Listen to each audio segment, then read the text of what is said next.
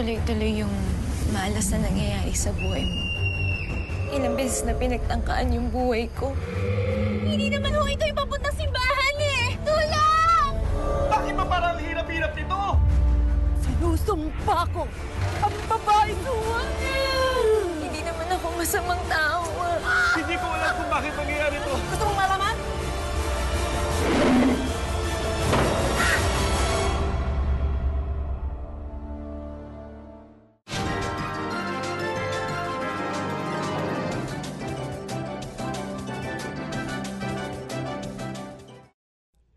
Isang kahindik-hindik na pangyayari ang bumulaga kay Tony Rose Gaida nang mahulog ang kanyang bunsong anak na si Edward James Lim sa ika-4 na palapag ng kanilang kondominium. James, sabi naman ni Mom, sabi kong gano'n, huwag ka na raw mag-smoke dun sa room. So it's the first time that night that he decided to go out the balcony, which he has never done before. It was that morning, ginising ako ng driver. Tapos sabi nga niya, Mom, may nangyari ho. Sabi niya, nahulog si James. So ako naman, syempre naalimpungatan ako, that was early morning. Takbo ako sa baba. And then yun nga, nakita ko siya, nasa baba, sumisigaw pa nga siya. Sabi niya, pain, I'm in pain. Gumaganon siya. Tapos humihingi siya ng tubig. So, syempre, shocked ako. And then when I saw my son nga down, it was a mixture of emotions. Hindi ko alam kung papagalitan ko. Actually, asar pa ako. Parang ano nangyari? Sabi ko, James, ano nangyari? Tapos wala, humihingi siya ng water. Tapos pinipilit niyang tumayo. Gusto sana niyang tumayo. Tapos pinipigilan na lang siya ng ibang drivers kasi ito yata, yung dito yata niya parang lumambot na. Basta hindi ko alam, parang everything happened so fast. Naisugod pa niya sa ospital ang anak. Ngunit di kalaunay, tuluyan nang namaalam si James. Nandun na nga kami sa hospital. First, tinignan ko yung monitor.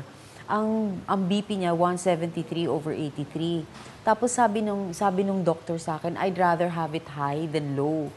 Tapos tumalikod lang ako sandali, parang gumanon lang ako. Pagtingin ko, mami, yung konti nagkakagulo na. Parang ginaganon na siya, yung sini-CPR na siya. And then nakita ko na lang mami ko, sabi niya, no, stop it. Sabi niya, isigan. Tapos sabi ng doctor, yes. Tapos, that's it. And then, nakita ko na lang na nag-flatline na. And then, narinig ko na lang, yung talagang resounding sa ears ko hanggang ngayon was yung pre-pronounced dead na siya. Yung sabi nga, time of death, 6:30. Bagamat masakit tanggapin ng katotohanan, hindi naman ito naging daan upang magalit si Tony Rose sa Panginoon. Kung wala siguro akong pananampalataya at relasyon sa Panginoon, I don't know how I would have handled this. But sabi ko nga, in all that time, from the time sinabi sa akin na, Ma'am, bumaba kayo, may nangyari kay James, nahulog.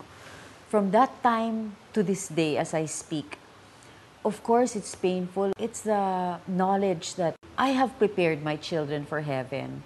Because anytime, I keep telling my children, sabi ko nga, anytime, any one of us can go. Kung sino mauna, importante talaga yung maliit pa lang mga anak nyo, teach them na about the Lord, teach them about salvation, teach them about the reality of heaven and the reality of hell, and teach them that the only way talaga is through Jesus Christ. Bago i-cremate ang mga labi ng kanyang anak, isang malaking desisyon ang ginawa ni Tony Rose. Kami, we openly talk about death. So all of us believe that, we are all here on borrowed time. Lahat kami gusto namin ng cremation. So since susunugin din lang kami, di maiparte naman namin yung pwede namin ma-donate sa ibang tao, di ba? Yung parang kumbaga sa parang makatulong naman din kami sa iba. Dinecide na lang namin at that time, mata na lang muna ibibigay namin.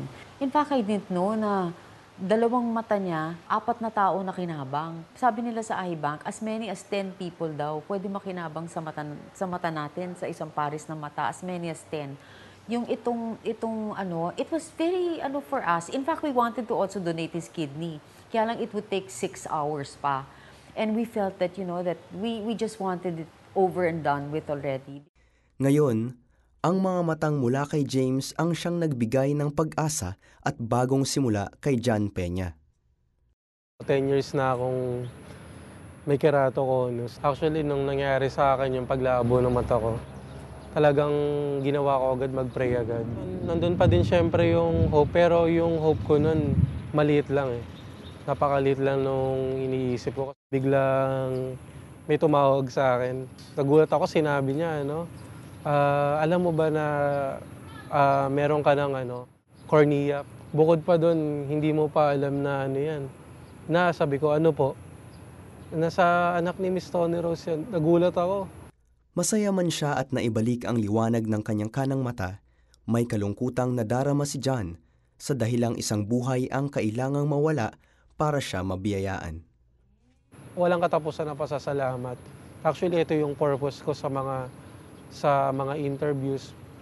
Unang-una para makapagbalik loob sa kanila, yung makapagpasalamat sa kanila na eto na ako ngayon dahil sa ginawa niyo pong desisyon.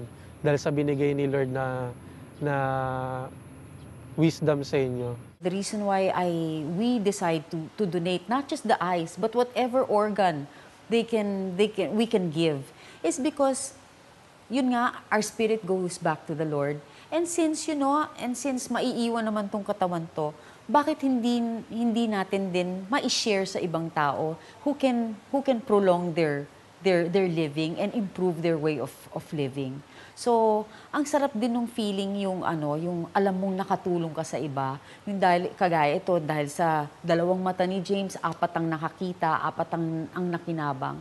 So, ang nakakataba po talaga ng puso. At saka yung alam nyo rin na yung mismong si James, mismong anak ko, alam kong nakangiti yun. And I'm sure kung nangyari man sa akin yun, he would have also decided to do the same for me.